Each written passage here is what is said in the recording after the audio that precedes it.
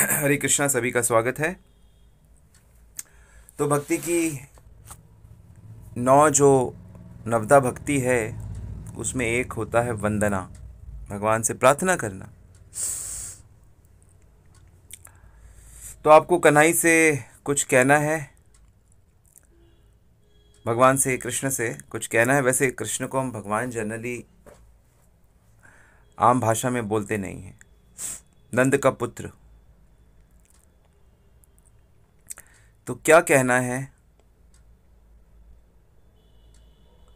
तो जो भी आपको भगवान से कहना है आप बेहिचक कहा करो, हिचको मत। इस नंद नंदन से संकोच करने की कोई ज़रूरत नहीं है। इसके पास ये सब चलता नहीं है। इसका स्वभाव बहुत अपनत्व वाला है। और ध्यान रखना है कि जो बात आपको कहनी है वो आपको खुद कहनी पड़ेगी। आपकी ओर से कोई दूसरा ये काम नहीं कर सकता कि चलो भाई इनके लिए प्रार्थना कर देते हैं। गुरु रास्ता अवश्य दिखाते हैं लेकिन सिफारिश नहीं चलती।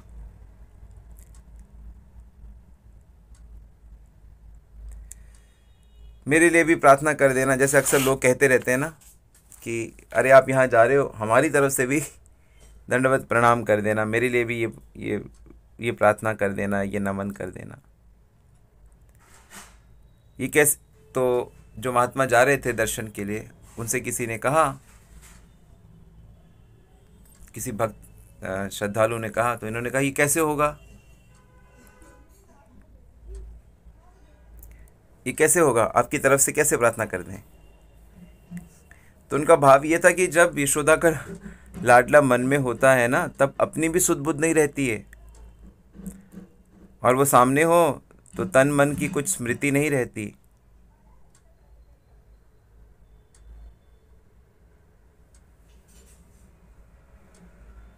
और अगर वो मन में नहीं है तो फिर कहने का फायदा क्या? और मन में है तो कुछ पता ही नहीं चलता है, अपने आप को भूल जाते हैं।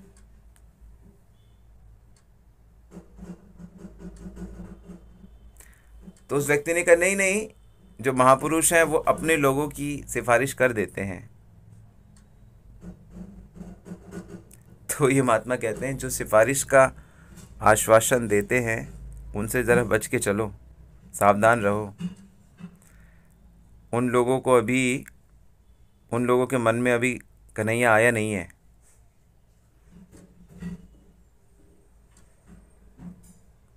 उनको अभी अनुभव नहीं है कि कृष्ण जब मन में आते हैं तब कैसा होता है।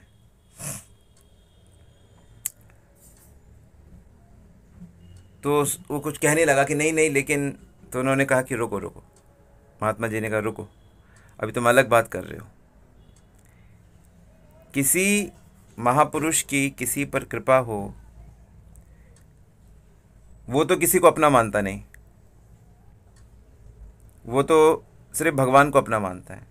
जो साधु होते हैं वो सिर्फ भगवान को अपना मानते हैं, भगवान के अलावा वो किसी को नहीं मानते, किसी और से आसक्ति नहीं करते।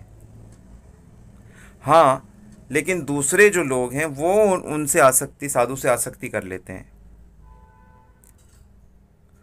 तो जो भक्तों से आसक्ति कर लेते हैं तो भगवान भी उनको अपना मान लेते हैं। भगवान भक्त भक्तिमान, भगवान तो भक्त की भक्ति करते हैं, भक्त के अपनों को, स्वजनों को वो अपना मानते हैं। उसके लिए उन्हें किसी भी सिफारिश की आवश्यकता नहीं है।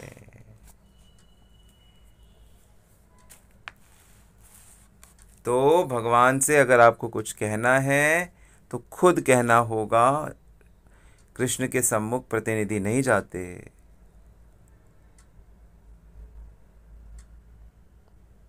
हाँ, आपकी तरफ से पूजा कराने वाले ब्राह्मण अवश्य हैं जो शास्त्र संबंधित प्रतिनिधित्व करके अनुष्ठान कर देंगे, लेकिन जो ब्रज के राजकुमार हैं वो कोई न्यायाधीश या कोई एडमिनिस्ट्रेटर थोड़ी हैं। उनके सम्मुख कोई आवेदन लेकर जाओ, वकील लेकर जाओ, सीधा उनसे प्रार्थना करो। कहोगे नहीं नहीं, उनके तो बहुत से अपने लोग हैं, जैसे दाऊ जी हैं, राधा जी हैं, सखा मधुमंगल, श्रीदामा, कोई सखी ललिता विशाखा, तो बहुत से लोग हैं कृष्ण के आसपास, उनका प्रतिनिधित्व करते हैं। हाँ, लेकिन यहाँ तक आप किसी को जानते हो, इनको जानते हो तो समझो कि कृष्ण को जानते हो, क्योंकि ऐसा नहीं हो सकता कि आप इनको जानते हो और कृष्ण से आपका परिचय ना हो, क्योंकि ये सब भगवान से अलग नहीं है। इनसे कुछ भी कहने का मतलब है भगवान से ही कहना। इन्होंने कोई बात सुनी तो समझो कि भगवान ने ही सुनी,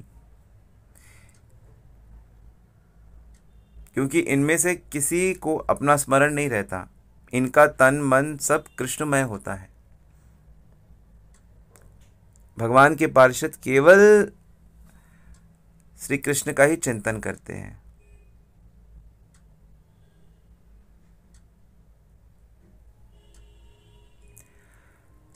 कई बार ऐसा आप कह सकते हैं कि अरे भगवान हमारी सुनते नहीं है। कन्हैया सुनता नहीं है। क्यों नहीं सुनता, आपने कभी सोचा? कृष्ण से कुछ कहा जाए और वो अनसुनी कर दे, ये कृष्ण का स्वभाव नहीं है। तो कोई कारण होगा कि वो नहीं सुन रहा है। वैसे तो कन्हैया बहुत भोला है, बहुत गोप कुमार हो जैसे, पर चप्पल भी है। या तो आप घुमा फिरा के बात करते हो, लच्छेदार भाषा में बात करते हो, स्तोत्र पढ़ते हो, कृत्रिम प्रार्थना करते हो, तो इसकी उसमें रुचि नहीं है, ताली बजा के हंस हंस के भाग जाएगा। विद्वत्ता में कन्हैया रुचि नहीं लेता। ऋषि मुनि देवता वेद मंत्रों से कितना स्तवन करते हैं, पाठ करते हैं, लेकिन ये मौनी बाबा बन जाता है।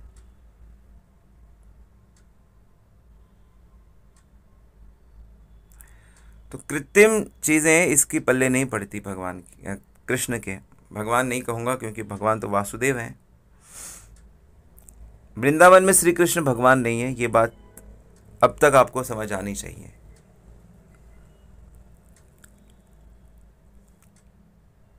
और वैसे भी कृष्ण कहते हैं भाई मैंने तो पढ़ाई लिखाई करी नहीं वृंदावन में। बात यह है कि भगवान के जो दूसरे स्वरूप हैं उनके ऊपर भी कृष्ण की छाया पड़ी हुई है, इसलिए वो भी कृत्रिम स्रोत पाठ सुनते नहीं हैं।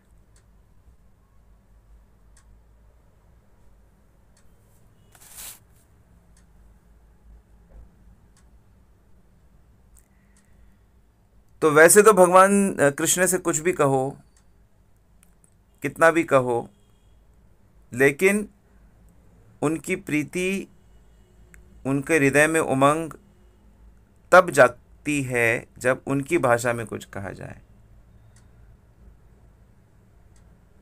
कौन सी भाषा बोलते हैं कृष्ण? किसी को पता है? कन्हई की कौन सी भाषा है? कन्हई क्यों? कोई भी नाम आप ले लो, अंतर्यामी कह लो, अधोक्षक कह लो, ऋषिकेश कह लो, क्या भाषा है उनकी? उनकी भाषा है हृदय की भाषा। मुख से शब्द क्या बोले, शुद्ध बोले अशुद्ध बोले, इसका कोई फर्क नहीं पड़ता। प्रयोजन इतना है कि उन शब्दों के साथ हृदय होना चाहिए। कृष्ण तो गायों की हुनकार भी समझ लेते हैं। उनकी हुनकार सुनकर दौड़ कर जाते हैं, सहलाते हैं, अपने पटकों से पटका लेके गाय को पूछते हैं, प्यास लगी है तो उसको पानी पिलाते हैं।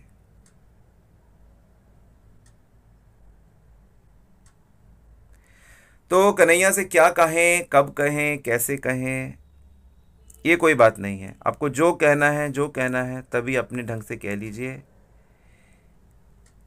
चाहे तो वो दौड़कर पास आ जाएगा, कंधे पे हाथ रख देगा आपके। कोई दूर से उसे पुकारता है ऊंचे स्वर से, और कोई इसके कान में मुख लगा के इसको बताता है।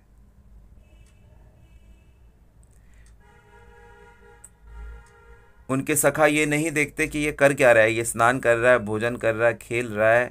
जिसके जब मन में जो आता है वो बस कन्हैया कहते हैं और अपनी बात इसके कान में डाल देते हैं। तो कोई कह सकता है कि अरे अरे अरे, तो कन्हैया सामने होना चाहिए ना, तब तो हम जाके कैसे अपनी तरीके से उन्हें कहें। सामने नहीं है तो भी कोई हानि नहीं है। विश्वास रखिए कि ये आपके समीप है, विश्वास रखिए।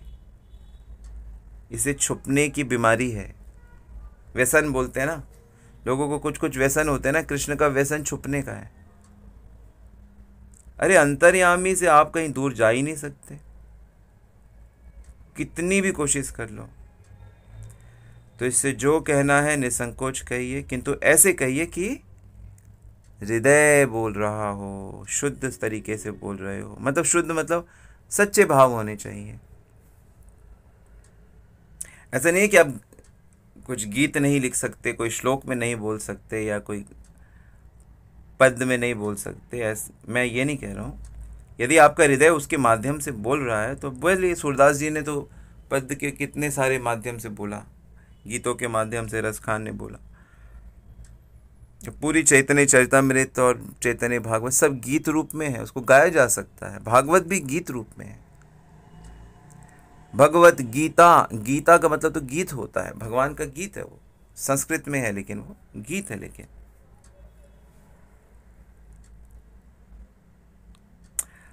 और एक तरीके से अच्छा भी है कि ये सामने नहीं है। सामने नहीं है, अच्छा है। ये सामने नहीं है इसलिए कि आप अपनी बात कह सकते हो, इसलिए आपको अपना, अपनी स्थिति का, अपनी आवश्यकता का स्मरण रहे,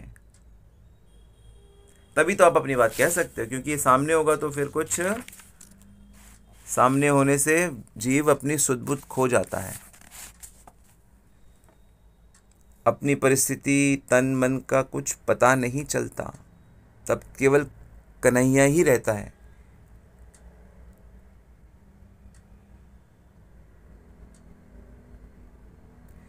तो कन्हैया को तब क्या रह जाता है कि बस कन्हैया को प्रसन्न करें, कैसे इसको खुश करें, कैसे इसे सुख देने का स्मरण रह जाता है। गोपियाँ, गोप कुमार सब इसी तरह इसे अपनी बात कहते हैं, बार बार कहते हैं, रुकते नहीं, रुकते झगड़ते भी हैं, लेकिन उनकी बातें उनकी अपनी होती हैं। वह होती हैं इसलिए कि उससे कन्हैया को सुख मिले, सुख देने की भावना उनके मन में होती है। तो इस बात का ध्यान रखते हुए ही अपनी बातें उनसे करनी है कि हमारी बातों से उनको सुख मिले। और जो भी आपको भगवान कृष्ण से कहना है अभी कह लो, और तब तक कहते रहो जब तक वो आपसे छुपा हुआ है। तो जब तक छुपा है बोलते रहो उसको, दिल की बात। इतना ही कह लो कि भाई तू हमसे इतना छुपा हुआ क्यों रहता है। क्या गीत है ना, सामने तो आओ चलिए, छुप छुपने में क्या बात है।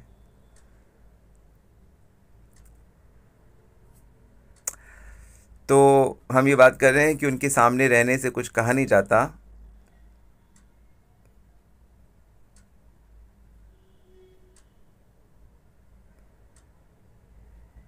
तो अगर आपका मन करता है कि मैं कृष्ण से कुछ कहूँ, तो इसका मतलब है कि जन्म जन्म के पुण्य जगे हैं। तो सार यही है कि बिना संकोच के कन्हैया से अपनी दिल की बात, भक्ति की बात कहिए, और हृदय से कहिए, और उसे सुखी करने के लिए अपनी प्रार्थनाएं करिए उससे। और इस तरह आप प्रार्थनाओं के माध्यम से भी श्री कृष्ण को अपने अति निकट अनुभव करोगे। भाई तो प्रमाण है ना, जब तक आप प्रार्थना करोगे नहीं तो इसका मतलब आपने उसको सम्मुख माना नहीं।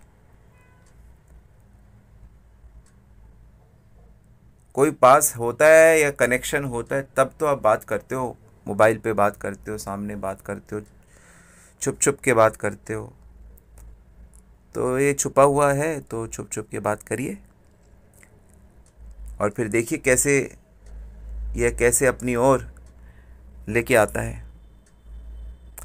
तो ये विश्वास रखकर ही भक्ति में आगे बढ़ा जाता है कि वो मेरे अति निकट हैं, वो मेरे अपने हैं, वो मेरी गलतियों को माफ़ करेंगे, मुझे बुद्धि प्रदान करेंगे। और वो कहता भी है कि मैं बुद्धि प्रदान कर देता हूँ।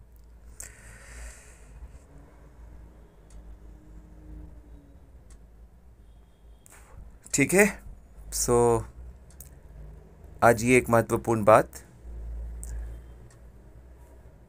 आई होप इससे थोड़ा अपनत्व बढ़ेगा आपका। सूक्ष्म समझ, कृष्ण के प्रति हमें सूक्ष्म और सही समझ चाहिए, उससे बात बन जाती है। ठीक है। आज की क्लास यहीं तक। हरे कृष्णा। किसी का कोई बात है तो आप कह सकते हैं।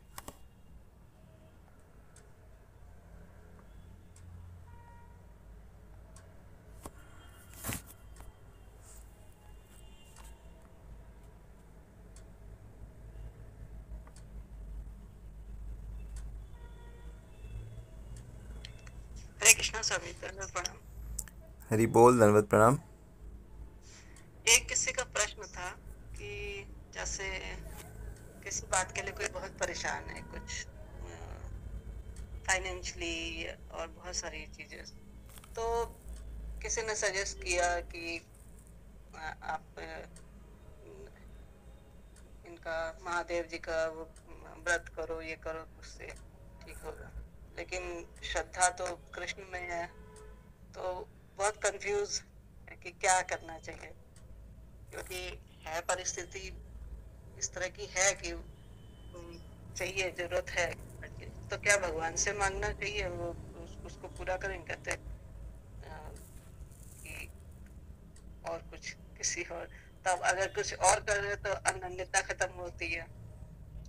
तो जैसे मान लो कभी कभी माँ आपको खाना नहीं दे रही है, बंद कर दिया। बच्चों को कई बार ऐसी घटना घटती है कि बच्चों को बंद कर दिया जाता है दरवाजे कमरे में और खाना नहीं दिया जाता है, दंड दिया जाता है। तो उस समय क्या करना चाहिए? बच्चे को पड़ोसी से लेके आना चाहिए कुछ भोजन कि मेरे घर वाले मुझे नहीं दे रहे।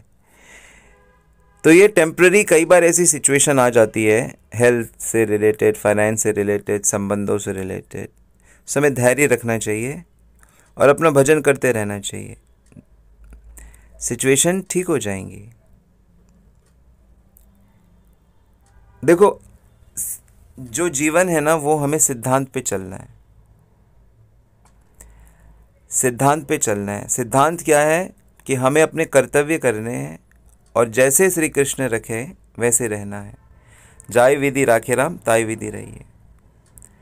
नहीं तो महादेव के पास भी जाओगे और कोई पूजा यज्ञ कराओगे, उससे बात नहीं बनेगी। फिर आके कोई व्यक्ति कहेगा कि नहीं, वो बाबा बड़े प्रचलित हैं, उनसे बात बनती है, मैंने इनका देखा उनका देखा, चलो वहाँ चलते हैं। तो अक्सर जिस समय श्रद्धा की परीक्षा होती है, उस समय परीक्षा को पास करना चाहिए, उसको डोलते नहीं रहना चाहिए।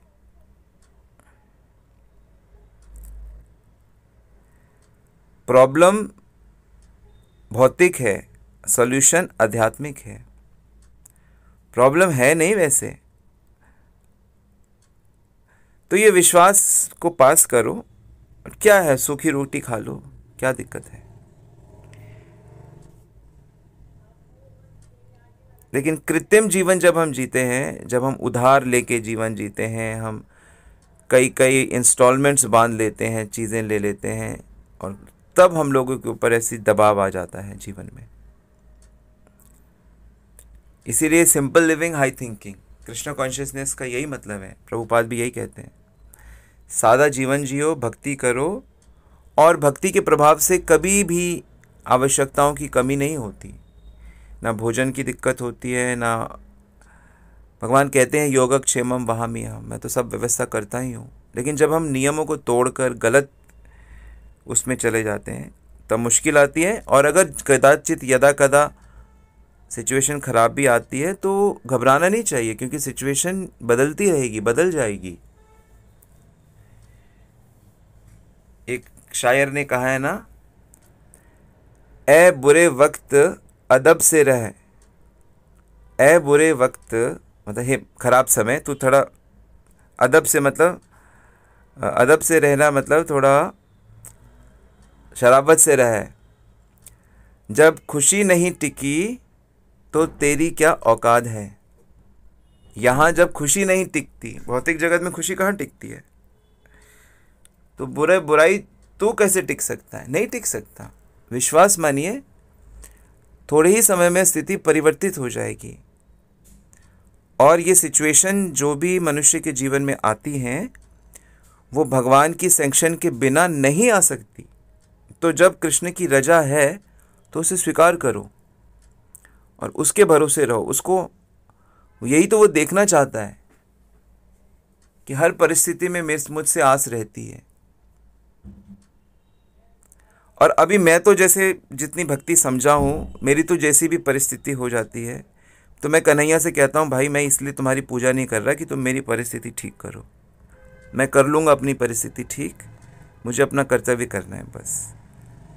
तुम्हें ना आपको इंटरफेयर करना है, ना राधा जी को इंटरफेयर करना है, उनको अपने हमारी लाइफ में इंटरफेयर करना ही नहीं है। अब मुझे तो ऐसा लगता है, अब जैसे भी रहूँगा मैं आपको सुखी करूँ, आपके भक्तों की सेवा करूँ, तो बहुत अच्छा लगता है। भगवान के साथ भी एक ये रिश्ता ही बड़ा अच्छा हो जाता है कि ये नहीं कि आओ लो हमको दो, अरे क्या दो हमको, क्या जो सेवा के लिए जो आवश्यक है वो तो अंतरंगा शक्ति वैसे ही प्रोवाइड कर देती है। अरे देवता लोग सब पीछे भागते हैं कि भाई हमारा कुछ सेवा में लगा दो, ठीक है। तो बिल्कुल भी कहीं कुछ करने की ज़रूरत नहीं है, बस प्रभु का नाम लेते रहो और बोलो थैंक यू, जैसा रखना है रखो, और पर हमें अपनी भक्ति का बल दो, हमें अनन्यता दो, हमारा विश्वास डोले नहीं, ये प्रार्थना करो। वो जिसने कहा वो काफी भक्ति में काफी है वो, नहीं, भक्ति में अंदर से ये चीज़ें पक्की करनी है, ठीक है, ठीक है। कि हमारे बस चेतना ना गिरे। हाँ बस यही बात, बस हरि बोल। साक्षात शिव जी भी अगर आ जाए ना सोने का दीपक लेकर जादू का, तो अभी भी हरे कृष्णा करना चाहिए, नहीं आवश्यक नहीं है। अभी तो मैंने 2 दिन पहले ही सुनाया था कि परीक्षित की मृत्यु होने वाली है और देवता अमृत लेके आ गए। आए थे कि नहीं आए थे? 2 दिन पहले सुनी थी कथा। देवता लाए थे कि नहीं अमृत, कि पी लो और जिंदा रहोगे। तो उनको क्या कहा कि आप जरा निकलिए यहाँ से, हम भागवत का अमृत पिएंगे और मरेंगे, हम शरीर छोड़ेंगे और दिव्य जगत में जाएंगे, ठीक है। हरि बोल। यस, हाथ खड़ा किया है 3 वैष्णवीज ने। तो पहले सबसे, हाँ जी रंजना माता जी आप पूछिए पहले, फिर सीमा जी, फिर प्रियंका। हरे कृष्णा प्रभु जी, जी धन्यवाद प्रभु जी। जैसे कि आप जो भी बताते हैं सारा कुछ सुनती हूँ और उसको मतलब कि प्रैक्टिकली भी अपने जीवन में उतारने का प्रयास रहता है प्रभु जी। जैसे कि ये है कि हमें कभी गुस्सा नहीं करना चाहिए या कुछ भी, लेकिन प्रभु जी मेरे साथ ऐसा होता है कि जब भी मतलब जो हमारा मंथ है हिंदी जो हमारा, वो जैसे जैसे मतलब खत्म होने के उस पर होता है ना, तो पता नहीं क्यों मुझे जैसे कहीं भी कुछ भी गलत हो रहा है या कुछ भी होता है, तो फिर मुझे वहां पर यूं होता है कि थोड़ा सा मुझे गुस्सा आने लग जाता है। तो हालांकि मैं ये खुद को ठीक है, गुस्से को आने दो, पर उसमें आप अपनी इंद्रियों को कंट्रोल रखो। वाचो वेगम मनसा क्रोध वेगम, तो उसमें आपको ना बोलना नहीं। जब गुस्सा आए ना, सबसे इम्पोर्टेंट चीज़ होती है कि वाणी को बंद कर देना चाहिए, वो दरवाज़ा बंद कर देना चाहिए, वो वहीं घूम के वापस चला जाएगा, ठीक है। तो ये हमारा जो ज्ञान होता है, हमारे पास जो आध्यात्मिक, जैसे अभी हम लोग सुन रहे हैं, पढ़ते हैं, तो हमें आध्यात्मिक ज्ञान मिलता है। तो ये काम क्रोध लोभ मोह ईर्ष्या द्वेष इस ज्ञान के चोर हैं, वो चोरी कर लेते हैं इस ज्ञान की। तो आपको उसको चोरी नहीं होने देना है, ठीक है। तो इस नियम को अपने जीवन में उतारो, 1 महीना प्रैक्टिस करो और फिर हम सबसे शेयर करो आपके अनुभव, जरूर ठीक है। हरि जरूर बोल, जी, धन्यवाद। हरि बोल, हरे कृष्ण प्रभु जी, धन्यवाद। दंडवत प्रणाम। यस सीमा माता जी, कृष्ण स्वामी जी, हाँ दंडवत प्रणाम स्वामी जी। दंडवत प्रणाम। स्वामी जी, ये जैसे आपने कहा कि अपने भाव को मतलब पर्सनल आप उनसे कुछ कहिए, तो जनरली भाव तो ऐसे कभी कभी कोई विशेष परिस्थिति हुई तो विशेष भाव आया, चाहे गद्य पद्य जिसमें भी निकला या कुछ कह के भी, लेकिन जनरली तो हम लोग ये आपने आचार्यों की, अपने वैष्णवों की, उन्हीं लोग की तो प्रार्थना करते हैं या भजन गाते हैं, गीत गाते हैं, तो उसी भाव से तो गाते हैं उनकी प्रार्थना। तो हम एकदम पर्सनल होना चाहिए या क्या, थोड़ा सा हम इसमें